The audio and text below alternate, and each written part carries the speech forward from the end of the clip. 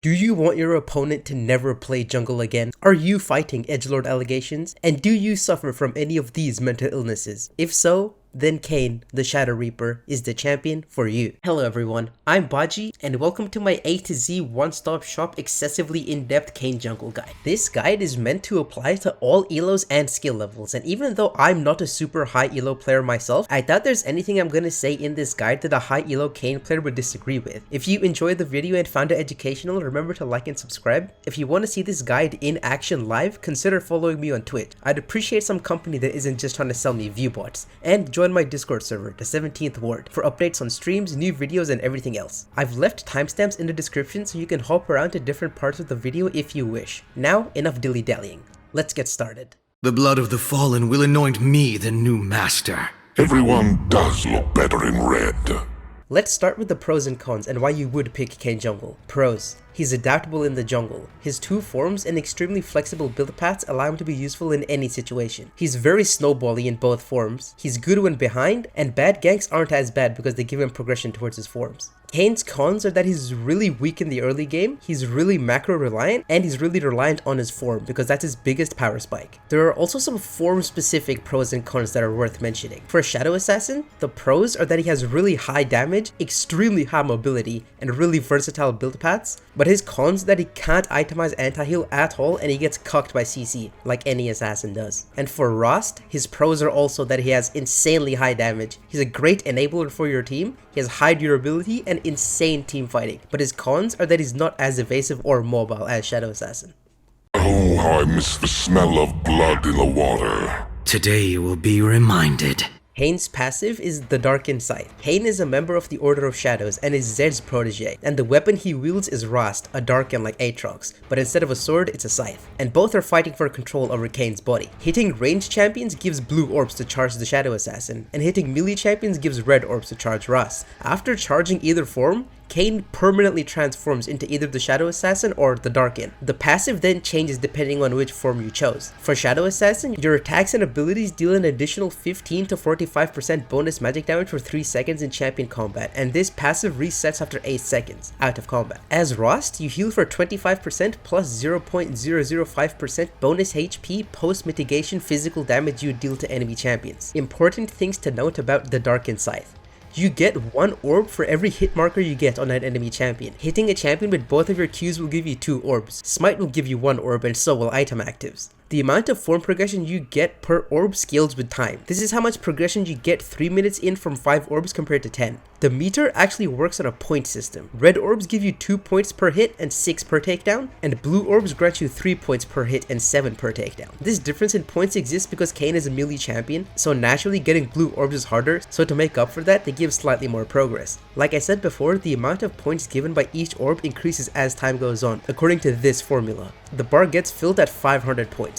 If both forms are within 8% of each other, whichever orb you get next will give you that form. If you get both types of orbs at the same time, you automatically default to Rost. The wiki also mentions this thing about a bucket system, but the way they phrase it is really convoluted. Being 100% honest, I have no idea what this means. I'll put it up on screen, and if any of you know what it means, please comment it below. After receiving your form, it sets the other form on a 4-minute lockout before you can choose between both. You can reduce this 4-minute timer by 5 seconds for every orb you collect respective to the locked out form. Once you receive your form, you don't need to be in the fountain to transform. Rather, you can walk out all the way to the Nexus Towers before you do it. Transforming into either form grants you a home guard effect regardless of what the game time is. And finally, transforming fully restores both your HP and your mana bars. Kayn's Q is Reaping Slash. Kayn dashes forward and then spins his scythe. Both the dash and the spin deal damage. If Rost has 1, Reaping Slash instead deals a lower flat damage but has an added max health damage portion. This bonus damage is also applied to both the dash and the spin. This is Kayn's bread and butter ability for dealing damage and clearing. I max it first most of the time. But if you're gonna be playing Bruiser Rost, the leveling is a bit different. You max Q until level 5 and then from level 7 onwards you max W. Important things to note about Reaping Slash. If the dash is interrupted, Kayn will not spin. The speed of the dash scales with Kayn's movement speed.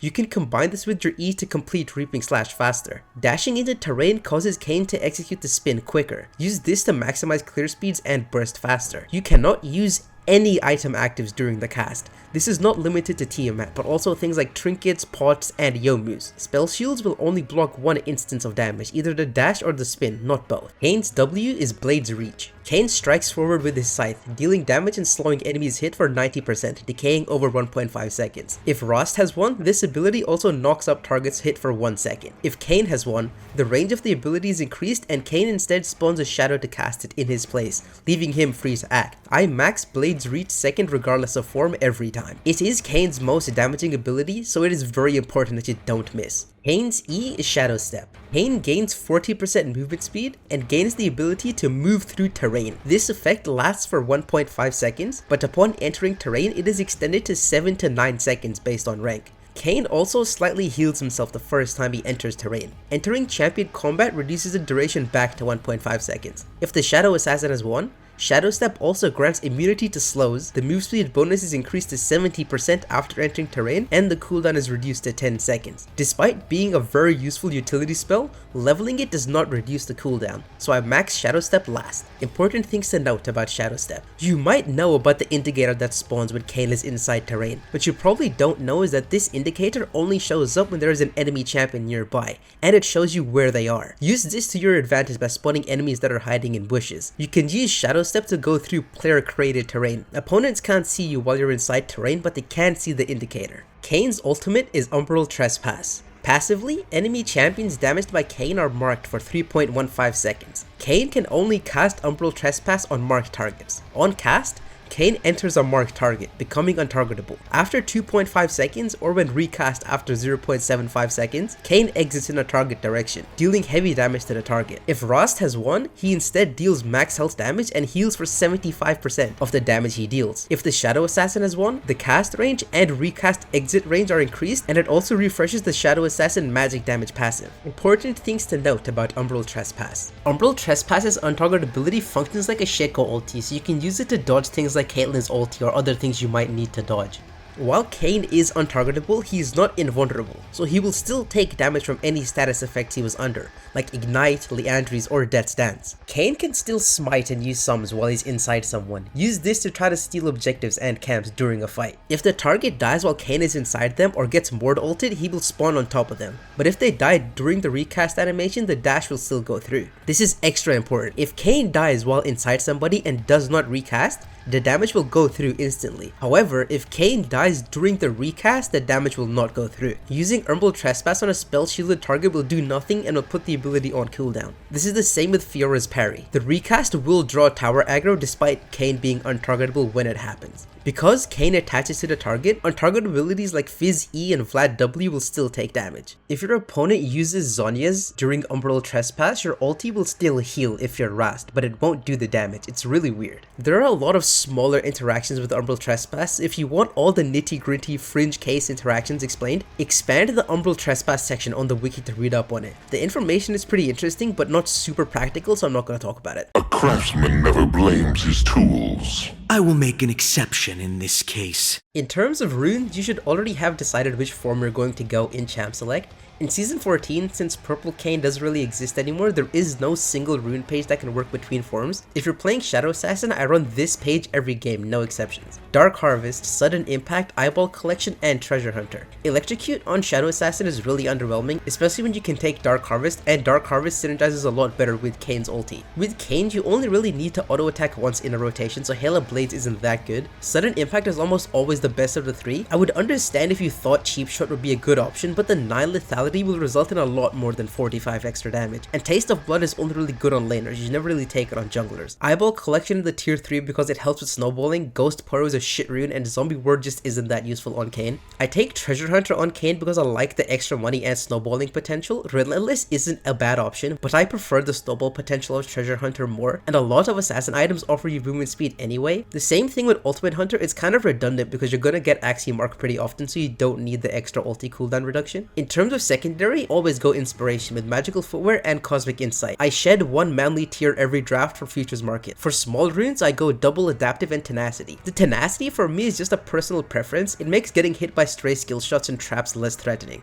For Rost, the runes are a bit more flexible. Conqueror is a must if you're going the Bruiser build, but if you're going Lethality, I just take the Shadow Assassin page. For the Bruiser page, the rune choices are kind of diverse. Both Triumph and Presence of Mind are good. Personally, I go Presence of Mind because Rost already has a lot of healing, and if you get a kill with your ulti, the small amount of extra healing from Triumph is kind of redundant, and in the longer fights, especially if you shadow step into the fight, you can run out of mana. But you can definitely make an argument for a Triumph. Legend Haste is the most optimal option. Even though Rost does get more opportunities to auto attack than Shadow Assassin does, the CDR is just too good to pass up. And finally, Last Stand synergizes very well with Rost because you're always going to be diving and frontlining, so it's almost always active. Coup de Grace could be good in theory because it increases the damage you do, which in extension increases your healing, but runes that affect your own champion are always more efficient than those that affect your enemy champions. And I really don't like Cutdown because once your opponent goes under 60% HP, you just don't have a rune. In terms of secondary, you can either go Resolve or Inspiration. If you want to go down the Resolve route, you take Conditioning and Revitalize. Conditioning is the only real option because you're not going to be split pushing, so Demolish is useless. And you're not laning, so Bone Plating and Second Wind are also useless. You're not a support, so you don't take Font of Life, and your kit has absolutely no shielding, so Shield Bash is also useless,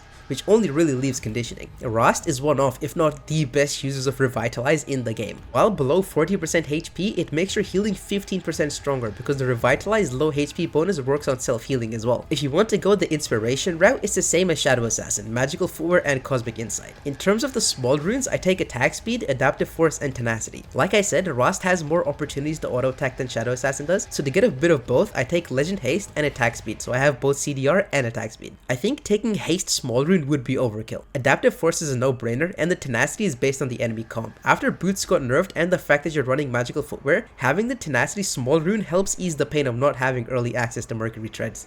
Now, the most important part of playing Kayn.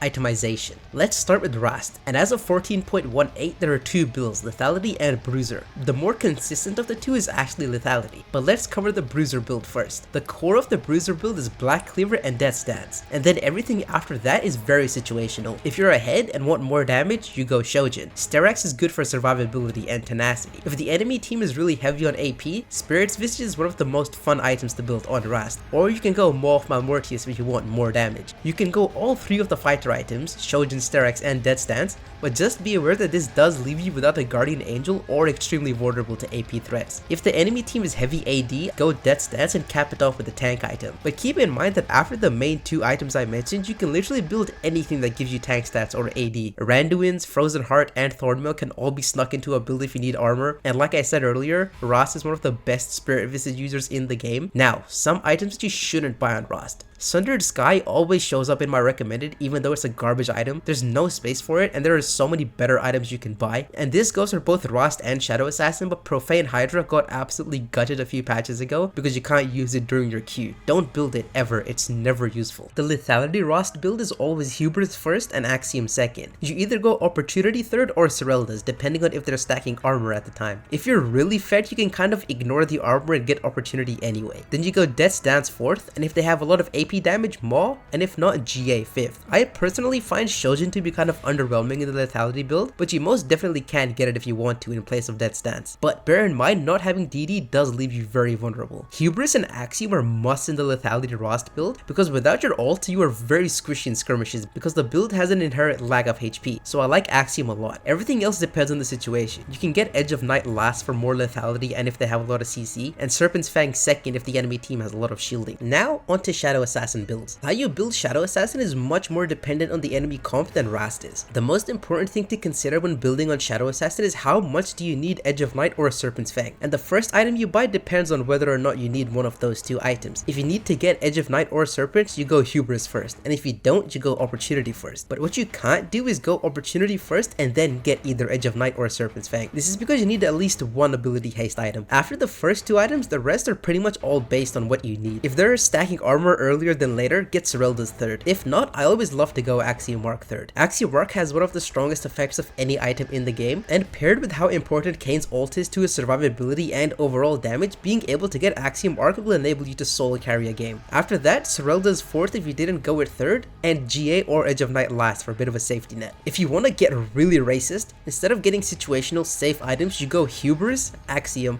Opportunities, Sereldas, and Yomu's. This is the most lethality you can get without buying Profane, and you will do insane amounts of damage, but one mistake and you will get punished extremely hard. Now I'm gonna go on a quick dick riding rant about the best and most overlooked item in the game. Serpent's Fang is one of, if not the highest value assassin item in Season 14. Oftentimes, buying or not buying Serpents will make or break your game as Shadow Assassin. Let me explain why. Shields are extremely prevalent in the game right now. Almost every high tier support is a shield based caster. Think like Lulu, Janna, Karma, Seraphine, and Emilio. Almost every AP mid laner builds Seraph, and even supports who don't have shields in their kit buy shit like Locket, and tanks have random shields built into their kit like Skarner. Serpent's fourth in the opportunity route or second in the hubris route is one of the best choices you can make. I see people playing against like Karma top, Skarner jungle, Orianna mid, and Kog Lulu bot lane, not build Serpent's Fang, and then complain about how OP shields are and how shit assassins are. No. There is an item tailor-made for these scenarios. It increases all damage you do to shields by 50%, and the shields they receive on top of that are reduced by 50%. But you want to know the best part about Serpent's Fang? It is one of the cheapest items in the game. The only items that are cheaper than that are support items and overpowered tank items. If you notice that you're losing a lot of games as Shadow Assassin, try buying Serpent's Fang more often and see what happens. I intentionally didn't mention this and wanted to leave this for last, but in terms of boots, you don't buy boots until fourth item. You get up to your fourth item, and then you buy either Mercury Treads or Ninja Tabby based on what you need on Raz, and if you're playing Shadow Assassin, you just buy Lucidities or Merc Tread. You don't go Tabbies on Shadow Assassin. There is fear in your grip and doubt in your heart. I have no heart.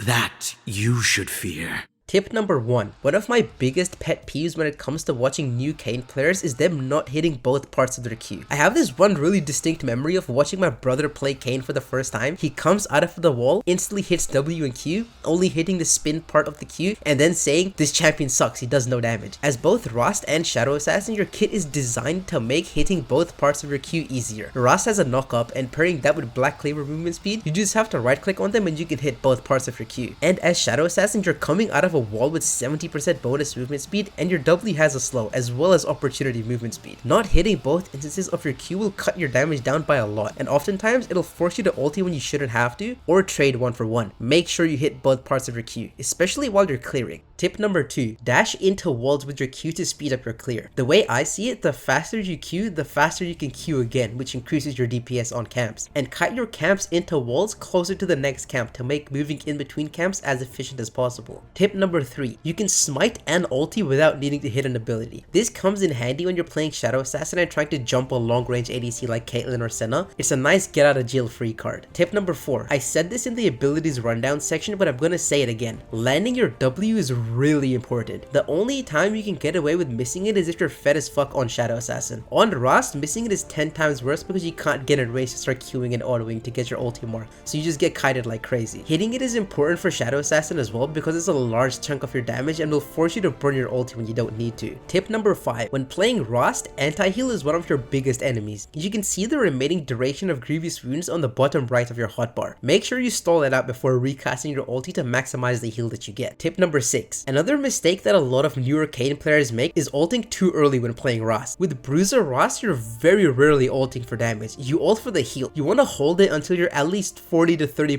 HP before ulting, and ult on the tankiest, highest HP target to get the most healing. Just make sure you don't leave it till too late so you don't die to your own Death's Dance or a random ignite. Don't panic and be patient because a well-timed ulti will heal you for your entire health bar and automatically win you the team fight. Tip number 7. One thing to remember also is that while Kayn is inside someone, he's effectively not a champion for 2.5 seconds and it outnumbers your own team, so make sure you're not screwing over your teammates by ulting into somebody. Tip number 8. Just know that by nature of the ability, when you use Umbral Trespass, they will just run back into their team 9 times out of 10. This is unavoidable, so make sure you have a plan for what you're gonna do once you pop out. Depending on your form, your options kinda change. As Rash, you're gonna be ulting a tank, so when they run back into their team, pop out into the backline and do as much damage as possible until either you die or your team follows up. As Shadow Assassin, ideally Ideally, if you're ulting somebody, they should die, so use the 2.5 second window to plan out your escape route, stall for E cooldown, and get ready to dodge any CC they throw at you once you do come out. This is easier than you'd think because of items like Edge of Night and Opportunity.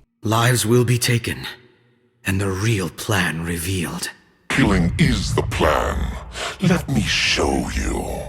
Like I said in the pros and cons section in the beginning of the video, Kayn is very adaptable and versatile, so him getting his camp stolen is annoying, but it's not the end of the world compared to somebody who's more farmy like Evelynn. But what is annoying is getting jumped in your own jungle. Kayn has a really weak early game and can't 1v1 most junglers, and chances are that if they are invading you, they're likely to be strong early game champions. Getting invaded by a Lee Sin, Kindred, or Shaco is very backbreaking because you'll be forced to burn a flash or die. Graves as a champion is one of Kayn's worst matchups in my experience. His inbuilt tankiness combined with his insane damage and ability to build spell shields often results in him one-shotting you before you can one-shot him. He's deceptively tanky, so Rast has a better matchup into him, but he gives you blue orbs, so it's harder to get your form against him. But playing Shadow Assassin, all the usual anti-assassin things are strong, but have counterplay. Hard CC can be annoying, but you can buy Edge of Night to make it less threatening, and you can buy Serpent's Fang against heavy shielding. But one thing that Shadow Assassin Kayn has a problem with is tanks. He's not like Evelynn where you can just brute force through a tank, and frankly, in Season 14, even a full lethality build with Sereldas isn't enough to kill a tank, unless if you're really fed or they're really behind. As Rast, it's kind of obvious, but anti-heal does cuck him pretty hard. The thing with Kayn as a champion, you're supposed to spot what counters you in champ select and pick the form that performs better into that. There is power locked inside you, Rast,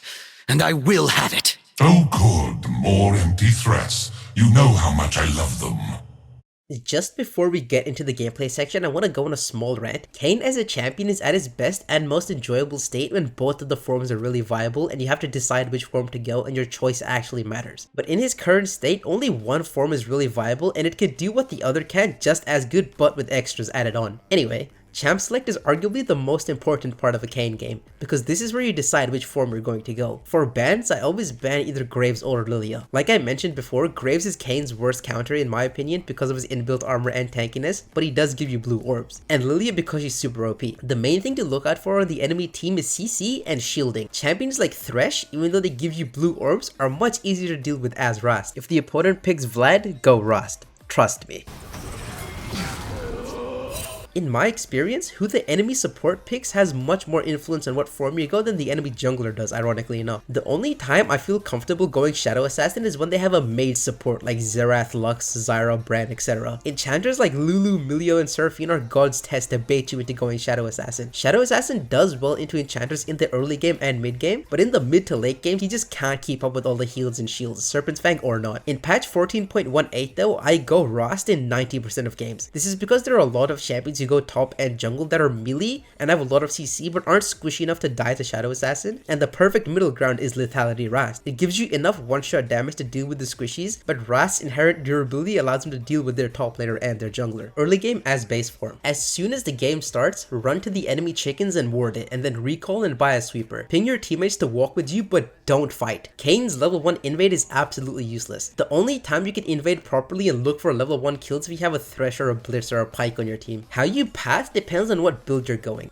If you're going Lethality, Rast, or Shadow Assassin, you will almost always full clear. Regardless of which side you're on, you start red and path towards blue. If you're playing Bruiser Rast, then I like to do chickens, red, and Krugs into a bot gank. If you're on red side, I go Wolves, Blue, Grump into bot gank. This is because Bruiser Rast is more of an enabler than a solo carry. Hello everybody, I'm gonna do a quick demo on how to do the full clear on Kayn because it's a bit different on him than it is on other champions. You're gonna buy the blue Pokemon, you're gonna buy a health potion, and you're gonna buy your ward, and you're gonna walk to the enemy chickens. Ideally, you wanna ping your teammates like this to come walk with you, but because this is a game, this is a practice tool game, I don't have any teammates. Just ping your team to come with you, maybe chill in here, wait till 50 seconds into the game. So walk out at like 40, stay in here, walk out at like 45 seconds, put a ward down, get back in the bush, start backing. And then once you spawn, start walking to your red, buy a sweeper.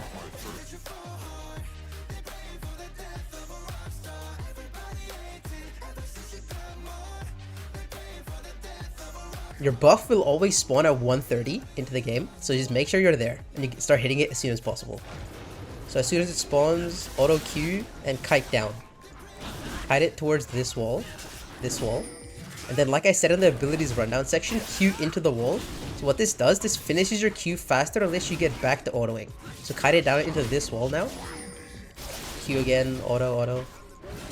Keep kiting. Just make sure the patience bar doesn't start going down. One last Q, and then E over the wall to get a heal. Because like I said, your E gives you health back. Back into the Krugs. Make sure you hit both the big and the small one like this.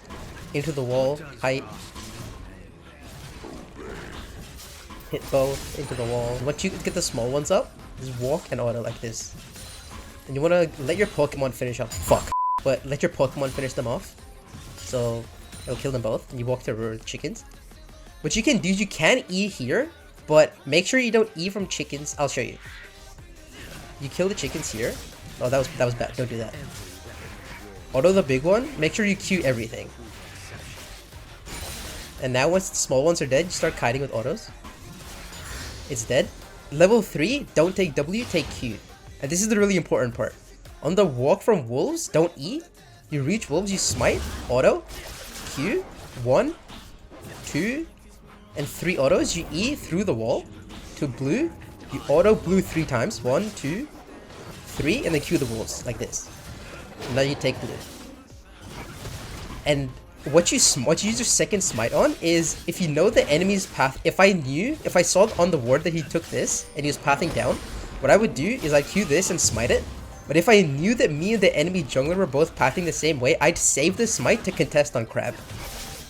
But like I said before, just kite it close to a wall, keep queuing into the wall.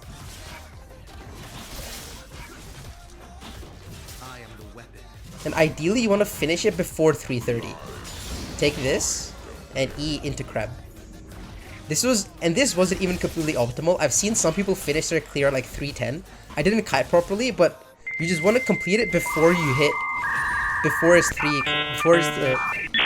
ideally you want to finish your full clear before 330 so you can get to the Crab before it spawns.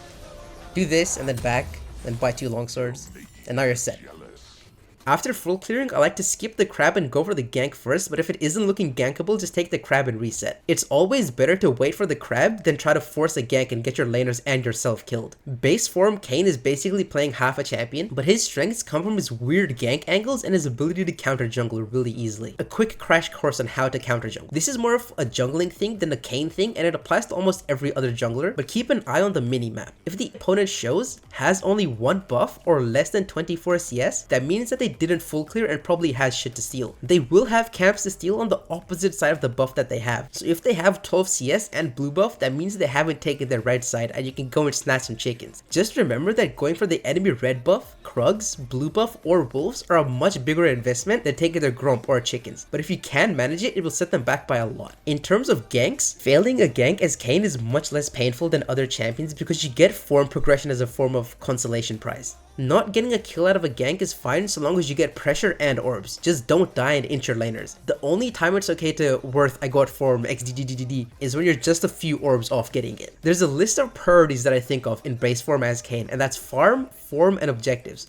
Farm number 1 because it's your main source of gold. Form second because it's your biggest power spike, and objectives third because you can't really contest them in base form anyway, so use that time to farm and gank instead. You should be aiming to get form around roughly 10 to 12 minutes into the game. If you aren't getting the Eternal at 14 minutes, you're really pushing it. And if you don't get it by 15 minutes, there's also something else you can conveniently do at 15 minutes. Mid game. The mid game on Kayn begins once you get form. The main thing you need to start doing once you get your form is fight. Just fight. Contest everything. Getting form on Kayn is by its very nature one of the fattest power spikes in the game. Not only can you start skirmishing and contesting objectives, non-stop fighting will also start to snowball your hubris if you win. In terms of how you actually play the fight, changes on what form you're in. As Shadow Assassin, you can camp in bushes that would be far away for any other jungler, but it won't matter to you because you can just phase through walls. Look for unique flank angles and be patient for the enemy bot lane to overextend. Then pop out of the wall, kill the ADC. If you can do it without ulti, it's perfect. But if you need to ult for the kill, make sure to stay inside the ADC for as long as possible, to wait for your E to come back so you can make an escape. As Rost, just run at the enemy. When the enemy tanks are sitting on you and trying to CC you, the W will hit them regardless of how you aim it. So try to hit both the front line and the back line at the same time with your W. This is harder against long range ADCs like Caitlyn or Kog'Maw. Against those, try to look for a flank like Shadow Assassin. Apart from that, farming will get harder as the game goes on. Even though it can be hard, make sure you don't ditch your teammates to go farm. I've made this mistake more times than I can count. As much as you are preparing yourself to solo carry, you can't solo carry when the fights are lost before you even get there. Late game on Rost or Shadow Assassin are very different. As Shadow Assassin, the champion's name changes from Kayn to Guts, cause you will be struggling. The best you can do is camp in bushes and wait for enemies to walk in without vision. Run around objectives with your sweeper to get vision control and play for picks. Shadow Assassin's whole shtick in the late game is to try to end fights before they begin through getting picks. Because like I said earlier, your damage can't keep up with late game peel and shields. Unless if you have like stupid amounts of hubris stacks and are fed as fuck. But if you're that fed and the game still reaches late game, you've done something wrong. With Rost in the late game, just make sure you exercise restraint and don't go too ham. Being fed on Rost feels like being a rabid dog with rabies on meth, but try to look through the dopamine fog and play along with your fed ADC or mid laner. The only time it's okay to give in to the rabies is when both your ADC and mid laner are behind and you need to be the primary source of damage. In that case, just pray that you have flash and the enemy carry doesn't. Do you know the difference between a villain and a monster? The will to do what's necessary. And now something a bit less serious, skins.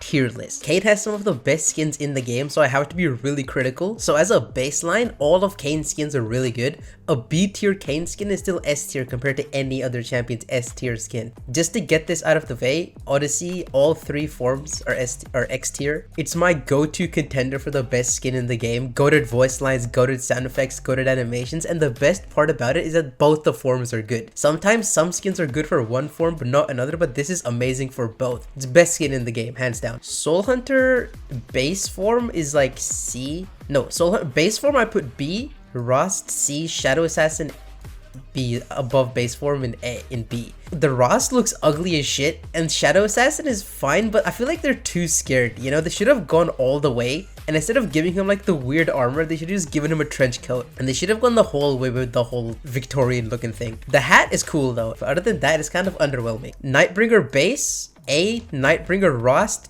D. Nightbringer Rost is so ugly. I hate it so much. Shadow Assassin S, because that combined with the chromas looks really good. All the Shadow Assassin chromas for Nightbringer are amazing. They look whatever in the base form, but for Shadow Assassin they're really good. Nightbringer Kayn, I'm gonna put it, the base form, I'm gonna put it like top of B, because I hate what they did with the hair. Kayn's braid is such like an integral part of his character design and they got rid of it, so it looks kind of whatever. But Rost, I'd put it below the base one. I don't know how they make the prestige version look worse than the base form, but Nightbringer Rost makes me want to puke in both the prestige and in the base. It is horrendous. Prestige Shadow Assassin is good. I love the black skin with the white tattoos, but it doesn't have the same versatility that the base form does. The base looks better because it has the chromas and it has that versatility. Snowmoon base, it's in the same, I'd put it at A because I just like the concept better than Nightbringer. But it does the same thing with the hair. It commits the sin of getting rid of the braid, so I can't put it any higher than like low A. Both forms look good. They both have amazing chromas. Blood Moon Rast is such a sick concept. It has amazing sound effects as well. Blood Moon Rast, top of S. No, Blood Moon Rast, double S. Snow Moon Kayn, bottom of S. Yeah. What else? Heartsteel base, S. Heartsteel Rast, S. Above this. And Heartsteel Shadow Assassin, no. Okay, I'll put Heartsteel Shadow Assassin double S and move Blood Moon Rost after triple S. Because the thing that I hate the most about Heartsteel is, like, both forms are good, the sound effects are good, the voice lines are good, right? But the biggest downside that holds this skin back from being a double S or a triple S is also the voice lines. The fact that Rost and Shadow Assassin don't have their own unique set of voice lines killed this skin for me. I remember the first time I used this skin, I thought it was bugged, because I was hearing the same quotes from the base form in this other forms, but no, that's like, it's a design choice. The chromas are also kind of okay. They're not amazing, but they're not bad either. They don't really change the skin that much. Am I happy with this? I just like rewatched the recording and I might change it a little bit. I'm gonna put the Nightbringer Prestige Shadow Assassins above both of the Heartsteels, like this, and move Snowmoon up here as well, like this. I can't wholeheartedly put base Heartsteel Kayn that high. And I feel like Heartsteel Shadow Assassin being double S is too much. What I'll do, I'll move Heartsteel Shadow Assassin down to S, and I'll put Nightbringer Shadow Assassin in double S. Yeah, and I'll move Snowmoon's Shadow Assassin to top of S. Putting any base form above S is it just doesn't feel okay.